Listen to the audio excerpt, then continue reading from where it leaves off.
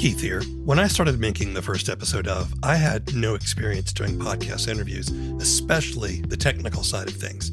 It was a lot of confusing steps, setting up double enders or making do with low quality recordings on whatever app I could figure out. But it got a whole lot easier when I started using Zencastr. Made for podcasts, with Zencastr, it's so easy to do everything. You and your guests log in with a browser and record studio quality sound and up to 4K video, even with an unstable connection. And it's an all-in-one deal. You don't need a lot of different tools or services. With Zencastr, you can create your podcast all in one place and distribute it to Spotify, Apple, and other major platforms.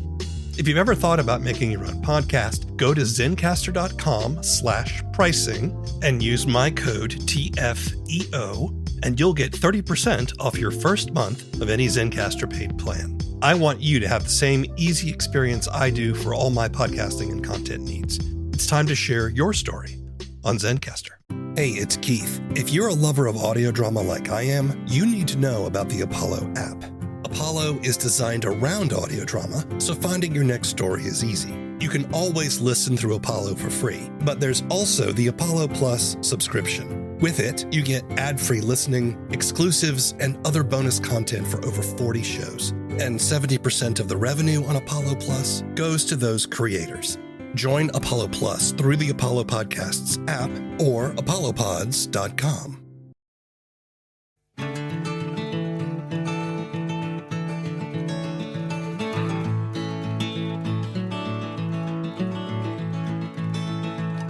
Hello, and welcome to the first episode of a podcast about audio drama and the creative process. I'm W. Keith Timms, audio drama producer and podcaster. In this show, I listen to the first episode of an audio drama, then have a discussion with the creators about their show, their methods, struggles, and successes. Today, we're discussing the first episode of Parkdale Haunt.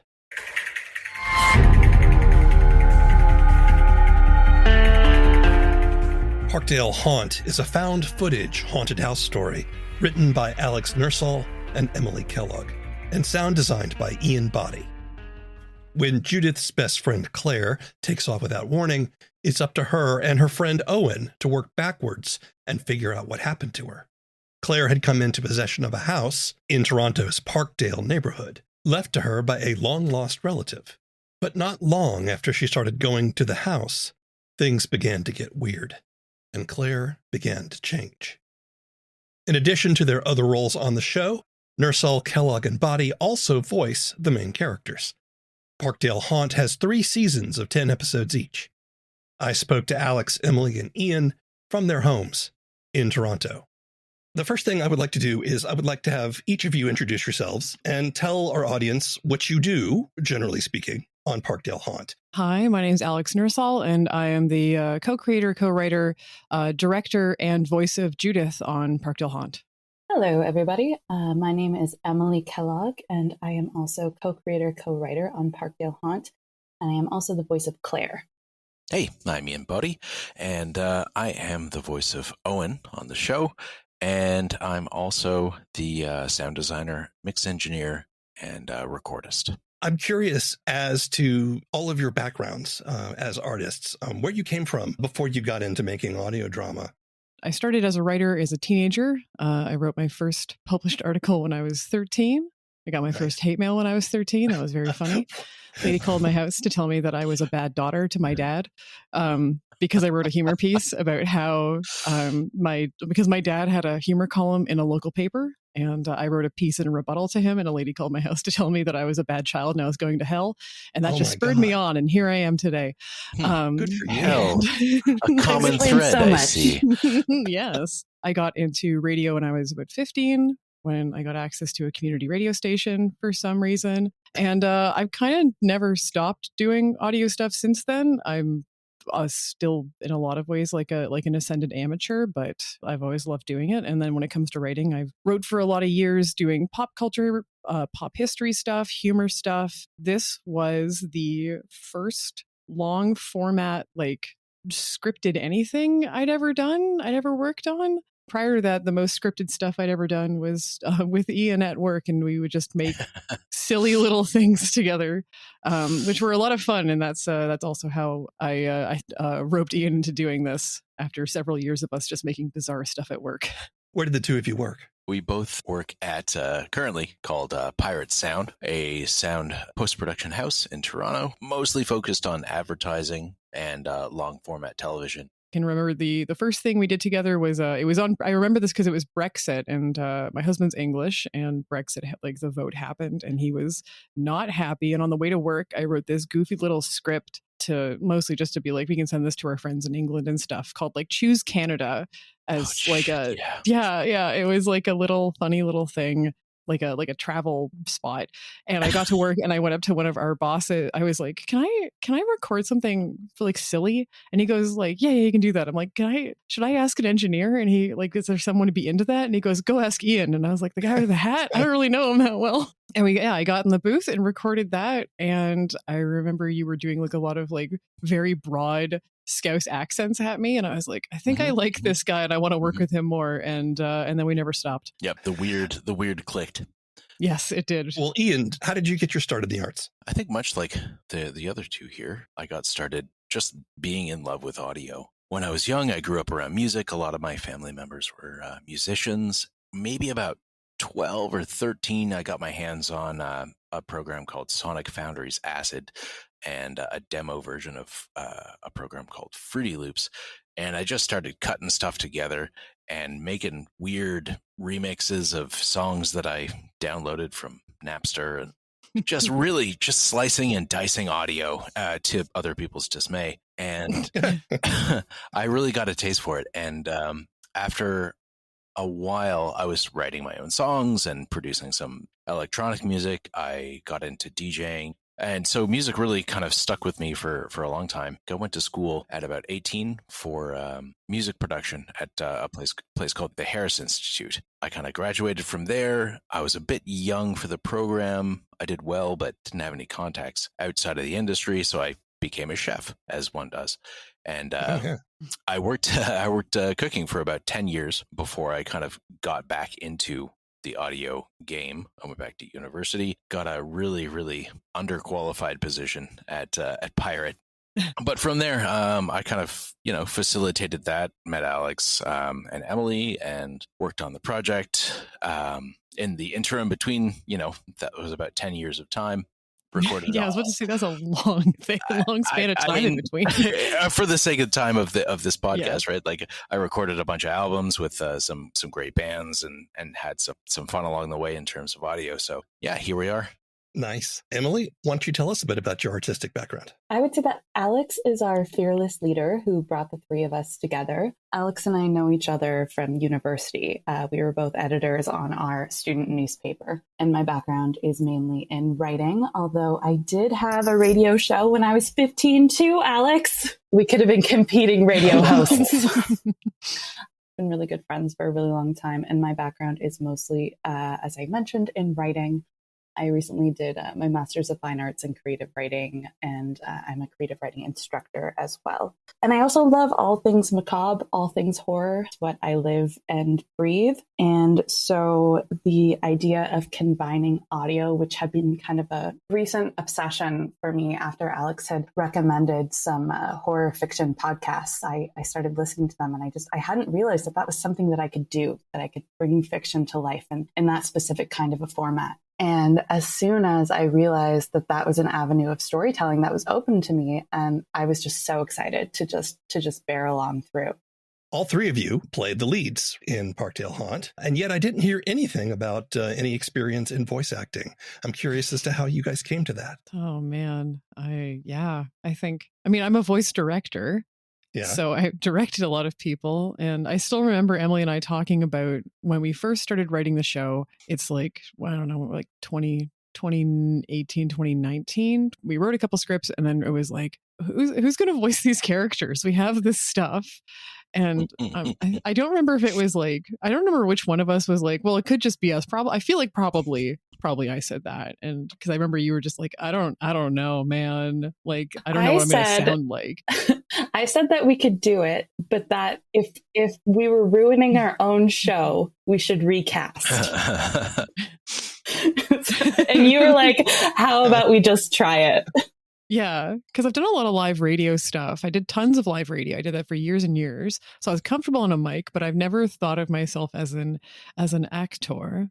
So I wasn't really sure what was going to happen once I actually started pretending to be a character. Thankfully, Judith just sounds like me. Thank God.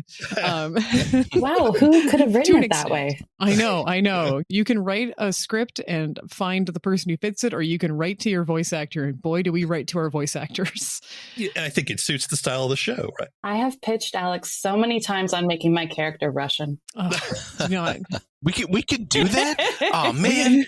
It's too late now, Ian. Damn it. I think this was the first big voice acting thing any of us had ever done. We don't think we've all dabbled in stuff or done like a couple of spots. Like, I know I've done some commercial work. I think one of the biggest learning curves for me was being in the studio and wanting to walk and move a lot.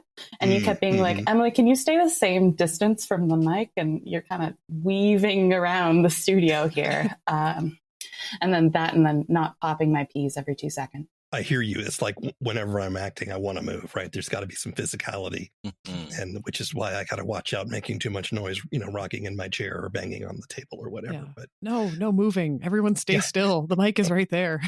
Yeah. And then there's literal parts in the show where I'm asking you to run across the room and chuck into a baffle. But that's right. Oh my God. there's season 1. The sound design in season 1 is I can't believe I asked you to actually tackle me. That was possibly one of the funniest things, but also just absolute chaos. When you think of Parkdale Haunt, what do each of you think about? What does this show mean to you? To me, initially, it was something that was like a fun thing that we're going to do, that I was going to help out a colleague and a friend to visualize. And we did the promo. The promo was like, to me, the kind of amuse-bouche of this whole thing, where I was like, oh man, this is actually like a really fantastic idea. There's some cool stuff behind it. Think of the sound design. And we dove into it, and it turns out there's so much meat and so much opportunity to create these spaces. And for me, that was the payoff. That was the reward. Not only getting to act, which is something I don't get to do in long format scripted content, but while we were recording these scripts, like I'm building these worlds in my mind. Or like, what does the living room sound like? What does the living room sound like at night? Like I get to nerd out about this stuff and really dig into it. So for me, that was the real boon, the real great opportunity there, alongside working with Alex and Emily, who have created this awesome show. So yeah, that's my answer. Emily, what do you think of when you think of Parkdale Haunt? Well, first of all, Parkdale Haunt is our spooky baby, and we absolutely think of it as our child that we gave birth to. It was very painful. Thank you for asking. That's true. But for me, really one of the biggest lessons of Parkdale Haunt, beyond the story and the characters who I care so deeply for as though they were my own friends and family, was just as an artist, as a creator, this was kind of really my first time branching out from what I thought was possible, in the sense that I, like anyone else, I don't like being bad at things. So sometimes that stops me from trying new things. So I just won't try anything new at all, because then I'd have to start out by being bad at it. And isn't that so scary? Parkdale Haunt was really just kind of a lesson in, if you just go for it, and if you have amazing, smart people to support you, and you just keep going, like, that fear can fall away, and it can be part of the process of creating something really beautiful. And it can be a part of a process of learning a lot about yourself as an artist. And it can just be really one of the most rewarding things in the world. So just moving forward in my life, just in general, I like to think about like that lesson from Parkdale Haunt of just being like, oh, that's a thing that I did not know if I could do. And thanks to incredible collaborators and thanks to just pure stubbornness, we did it. And if I can do it once, I can do it again. Alex, what do you think of when you think of this show? When I think about Parkdale Haunt, a thing that sort of lives in my brain, but I don't tend to talk about very often when I talk about this show, is that when we started doing it, when Emily and I started writing, I was at a real creative nadir. I was at a point where I was burnt out as a writer. I had been writing for years and years, publishing across various with different magazines and different websites, and a bunch of the verticals I'd worked for had shut down. I was deeply unfulfilled, and I'd stopped writing.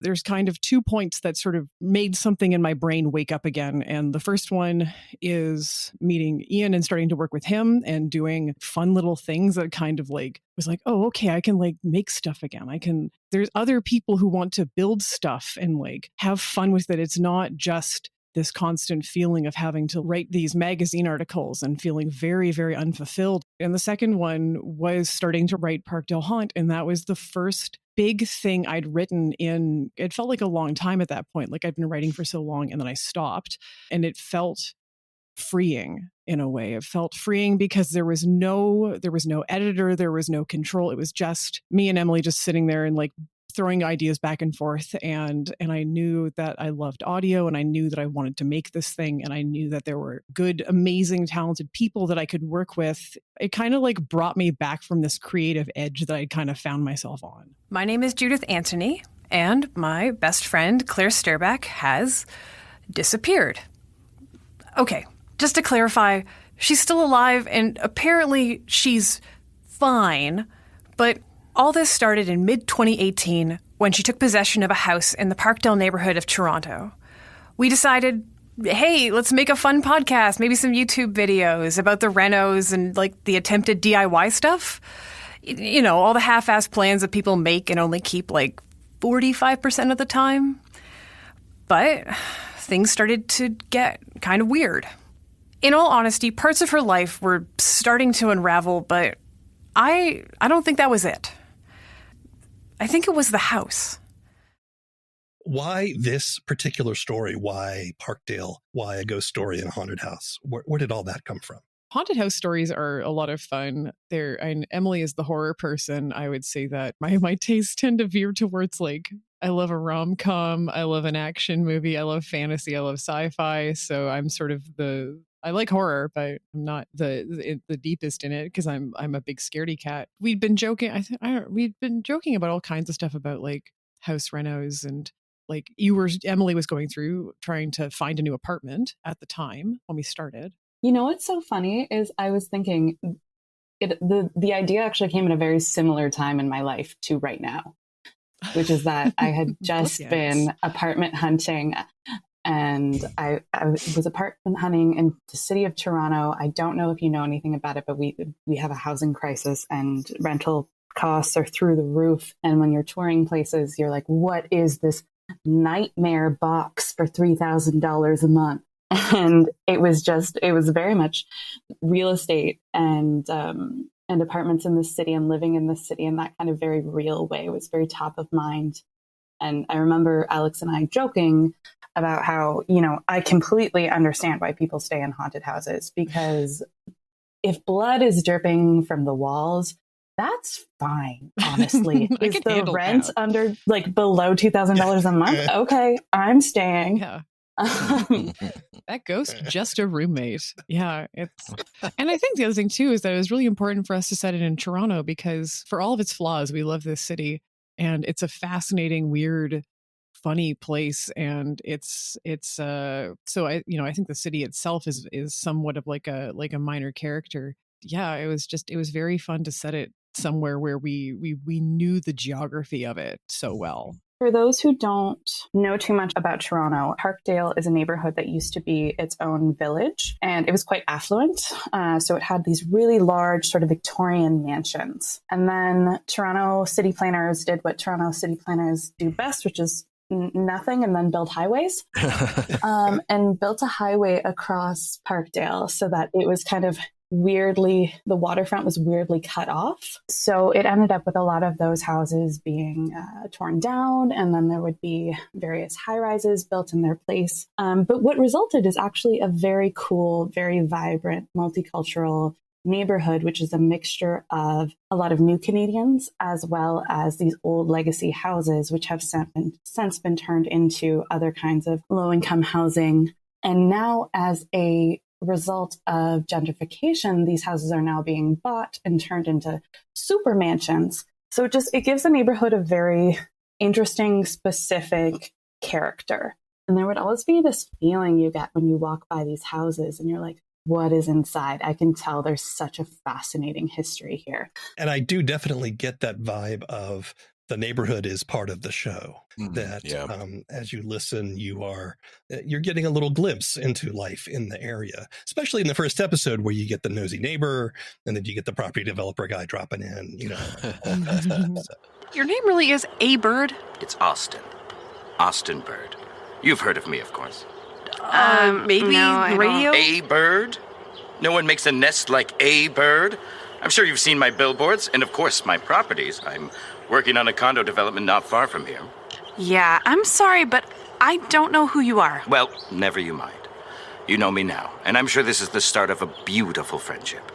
I've had my bird's eye on this property for years. It's just chock-a-block full of potential. I'm sorry, who says chock-a-block? So, Claire, my darling, what do you think?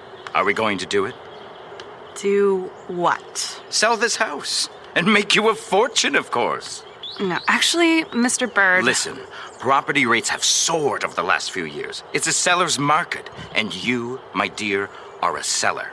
And the best kind of seller, the kind with highly valuable property. Honestly, you couldn't have picked a better time in history to sell a house in beautiful Toronto. Hey, okay, great, that's cool, that's enough. Thank you for coming by and for your card. Claire isn't planning to sell it this time, but if that changes, we'll call you or something. So if you'll excuse us... Look, if you'll just give me a moment, I can give my appraiser a ring. He'll be here in a jiff. Thank you for your offer, but we have to be going now. Well, Claire, I do believe you'll change your mind. Okay, look, just leave. Claire, can I call you Claire? No. My dear. That is worse.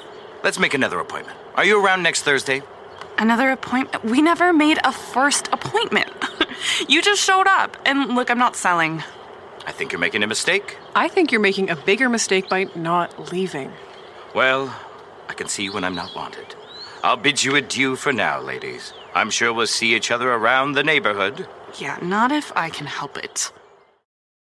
Hey, Bird. Casting Taylor was truly a boon.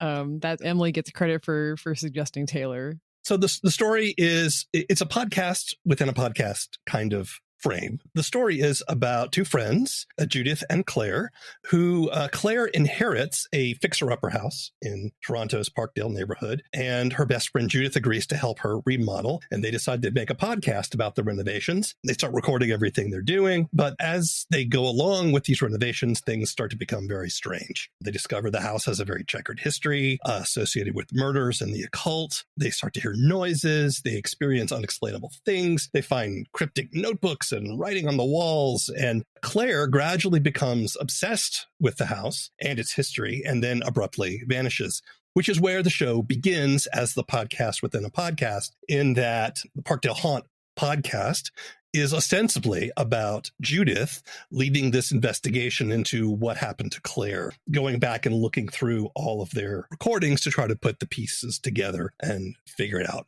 what happened. Talk to me about the framing device you chose to tell this story with, which is the sort of podcast within a podcast kind of thing. So there are a lot of reasons to use the found footage format. A lot of stories use framing devices, and a big reason for doing that is that you can pull your audience in right away because you are deciding why the story is being told when you use a found footage format. For instance, the story is being told because we have these recordings because they wanted to create a home reno podcast. And then later, because it's an investigation and she wants to find her friend. So that gives us a pretty clear direction and motivation for the characters that works with the structure as well as with the narrative. And my favorite thing is when narrative and structure are working together. I think another big part of using found footage is that we wanted to create a world that was incredibly real. I went on my little spiel about Parkdale earlier, and it's because we have so much love for the city and we have so much love for our characters that we wanted to create something that was kind of, podcast veritas. We wanted to create something that felt incredibly authentic and real. One of my favorite parts of listening to podcasts is when I get that sort of relationship with the characters. I get that relationship where I feel like they're real people and I feel like they're my friends. A really cool, fun way to do that when you're working in fiction is to be able to give yourself an excuse to be hypernaturalistic. That was another thing that the found footage allowed us to do.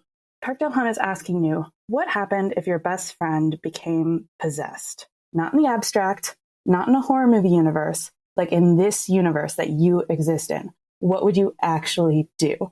One of the things that I like about what you do with the show is we don't just get the found footage, right? There are some shows that just rely on here's some scary tapes, right? But we also get to hear Judith and Owen's perspectives on the tapes, that they react. And in that way, they sort of stand in for the audience in a certain way. Their perspective and their relationship as they go through the tapes adds another layer of the narrative. But the other thing that I really love that we did with the show is I think that we subverted the found footage structure a little bit in the way that the tapes are unreliable. So when they're listening back, a big part of the horror comes from the fact that these are supposed to be found documents, but they're changing and they're not always the same. And static is coming through and voices are coming through. And I think that becomes a way of our characters are questioning their reality and the way that these tapes reflect their reality. We want the listener to have the same experience where you're questioning what you're listening to. You're beginning to question your own sanity and the way that the characters are. The three of you are, at least to me, you seem to be good friends. And the characters on the show are also good friends. And in fact, friendship seems to be sort of a central theme to the story. The first few episodes are not terribly spook heavy. There's some definite scary moments that happen in there so that you're not leaving the audience dry. But they're really more focused on the three friends. I'm curious as to why you wanted to make sure that friendship was highlighted in the storytelling. Because that's how Alex and Emily get you. They've created the anticipation of the spookiness and like the promise of things to come, really, in the first few episodes there. And they take this poor, unfortunate audio engineer along with them for the ride. who only really wants to help their friend at work, and then all of a sudden he's whisked away into this tumultuous roller coaster of this sounds strangely familiar. And I know, right? It's weird. No, I think it's a really, really effective writing technique. It's a slow burn. It makes you want a little bit more because there's just enough of that spooky weirdness to tell you that you should listen to the next episode. But it's really about the relationships that these people have that makes you want to follow along. Hello, dear listeners. We have an update for you. And after 2 or 3 or maybe 5 rounds at the bar, Claire and I have decided to face her fears and have a slumber party in her probably haunted cult house of endless nightmares. Yeah, because we are independent and capable adult women having a slumber party. Yeah, and it's way better than when we were kids because we have booze. Cheers to that.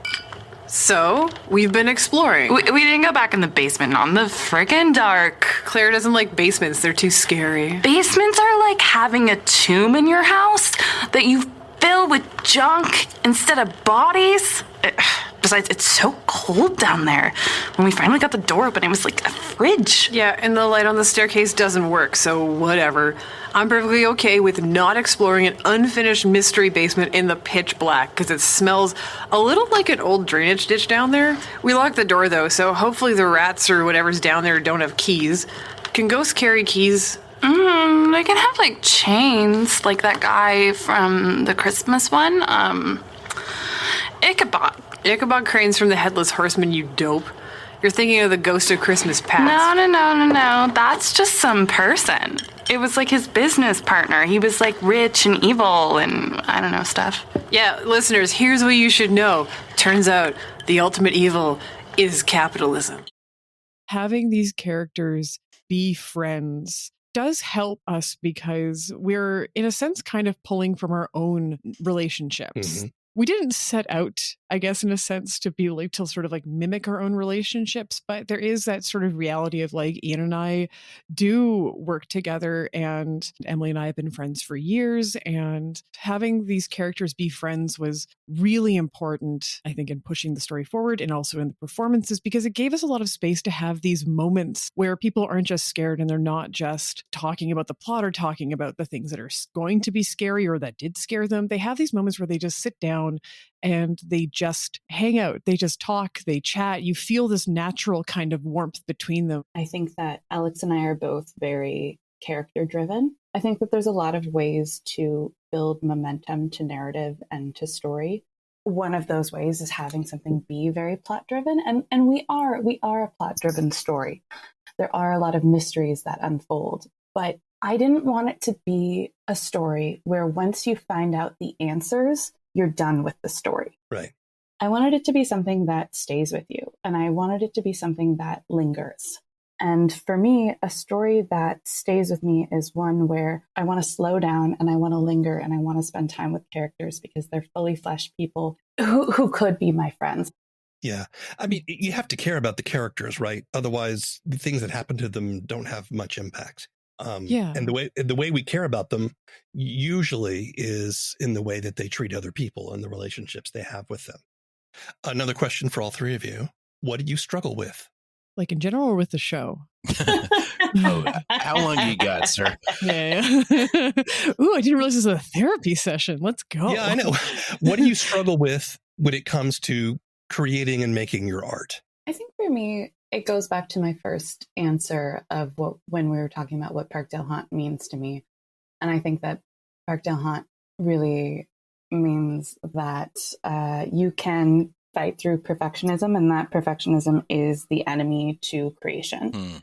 Nice. The thing that I struggle is the thing that I've really had the opportunity to work through the most, which is that nothing that you create is going to be perfect when you first make it. The first draft is always going to be bad. And the only way to make it better is to be tenacious and to keep working and keep going and not lose yourself in sort of a hole of self-reprisals, but instead without judgment, accept the art that's coming out of you with the understanding that this is just the first draft is the first step of a very long process. When it comes to creating and especially in a situation where I'm basically doing this all sort of like as a showrunner or something, kind of putting all this together in the end, I struggle with trusting myself to make these calls. And I really, at the start, had these moments where I just was filled with such doubt. With so much doubt in my ability to write and to direct and to act and to lead a project where I need to. I mean, like, it's still something that I struggle with, but, you know, again, it's like Emily saying, you kind of have to like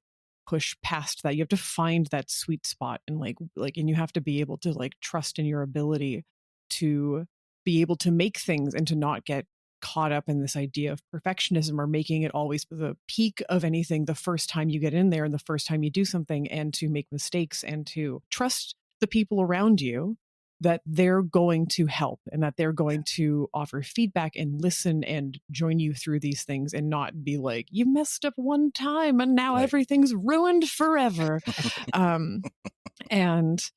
And yeah, it was a trust game. It was a trust game. Do you trust your friends, but do you trust yourself? And I spent the first chunk of the show trying to really learn how to trust myself again creatively. Ian, what do you struggle with? When I was cooking, there's a term mise en place where, you know, you have everything in its place. You have everything that you need. It's in front of you in organized spaces, and you execute. When I moved over to doing creative audio, that's not necessarily the case. You may get a piece of dialogue first. You may get the concept first. You may get a piece of music first. So all the pieces aren't there to kind of visualize what something sonically is going to be. before you have all your mise en place in front of you is the hardest challenge I feel like I deal with. So Parkdale Haunt, by many measures of success, has done very well. You have won Best of 2020 from Apple Podcasts and the Canadian Broadcasting Company. You were Best of 2021 by Amazon Music. You've received awards from the Canadian Podcast Awards, lots of other accolades. By all accounts, very popular show. I guess I'm curious, how do you measure success? Well, Emily and Alex gave me a ribbon that said participant on it. And that, for me, is like the pinnacle of my career. So don't say that. People are going to think we actually did. That's right, Alex. We can still get I'm that still ribbon. waiting for it. So I think for me personally, it's always interesting creating art, understanding that you're going to have people engaging with it. And it's actually one of my biggest fears as an artist. It's a very strange dual thing in that I love to create things, but I equally hate to be perceived.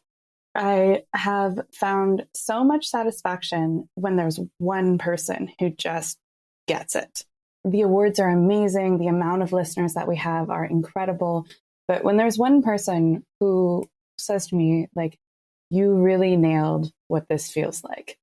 This really spoke to my experience, and I felt seen by this emotional experience in the podcast that I had.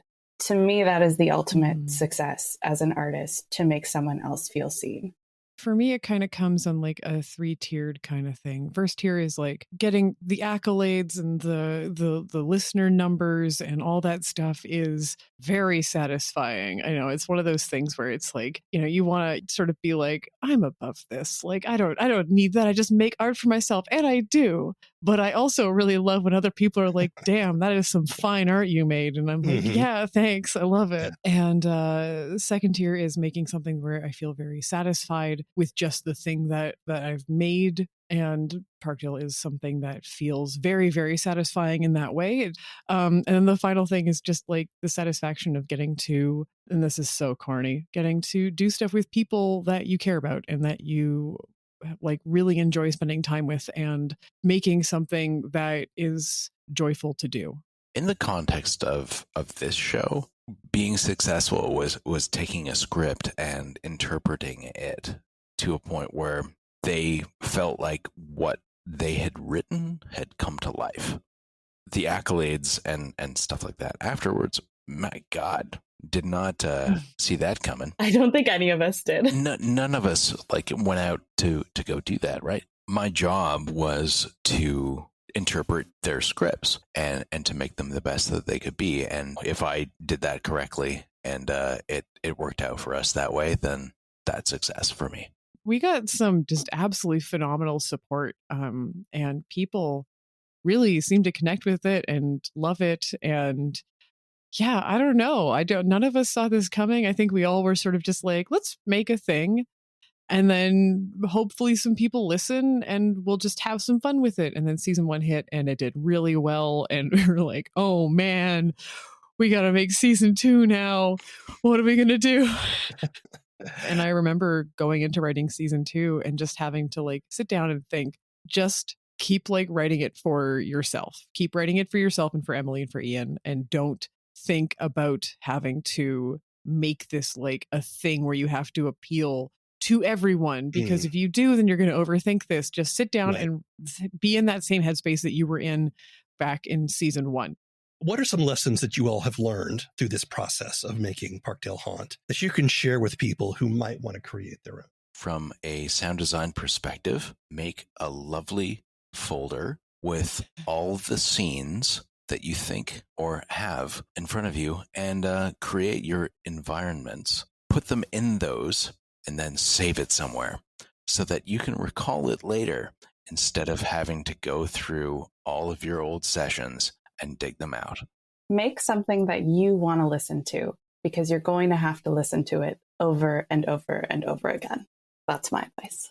My advice is, if you're writing, just don't stop. Do not worry about refining the scene when you're there. Just keep writing and you can refine later. It's just better to get as much as you can on the page and then go back and make edits, because if you sit there and you fuss, you'll be there forever.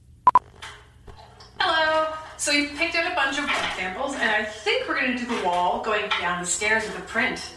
Will that look dated? Hey, could you play that again? Yeah, one sec. Hello.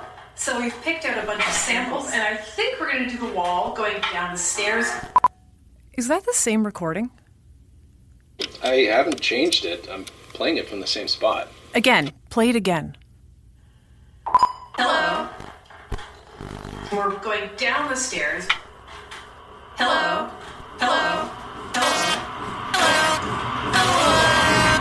Parkdale Haunt is a classic example of using the found footage format well. The realistic style afforded by the format makes the scares and supernatural sounds all the more frightening. But it's because we get invested in the characters that we keep listening, and hope they will come out of it alive. You can listen to Parkdale Haunt on most major podcast platforms, or see our show notes for more information. The First Episode of is written and produced by W. Keith Timms. All the opinions expressed in this show belong to the people who expressed them, and not necessarily to anyone else. The theme song is Mockingbird by David Mumford. This show is a production of Alien Ghost Robot Creative Media. If you want more information, want to sign up for our newsletter, or are an audio drama creator and would like to be on the show, visit our website at TheFirstEpisodeOf.com. We're happy to be a part of the Audio Drama Lab, a Discord-based resource for audio drama development and networking. Check it out at audiodramalab.com. Keep telling stories. It's the only way we're going to get out of this mess. Until next time. I know you got questions about him. Where did he come from? How did he do all those things they say he did? Was he a terrorist? Was he crazy? Was his skin really blue? Well, I'll tell you what I know. I was there with him, driving through the back roads under the stars. I was witness to wonders and miracles, and to the darkness that's coursing through the veins of our country. He came to fight it in his own strange way, but no one leaves that fight unchanged. Not even Rael. People ought to know the truth. And I was there. The Book of Constellations is a down-to-earth sci-fi road trip. It's audio fiction, and you can find episodes at bookofconstellations.com or wherever you get your podcasts. Hey, it's Keith. Have you ever thought about creating your own audio drama? Ever wanted to make your first episode of something? Then you should know about the Audio Drama Lab. It's a Discord-based resource for audio drama development and networking.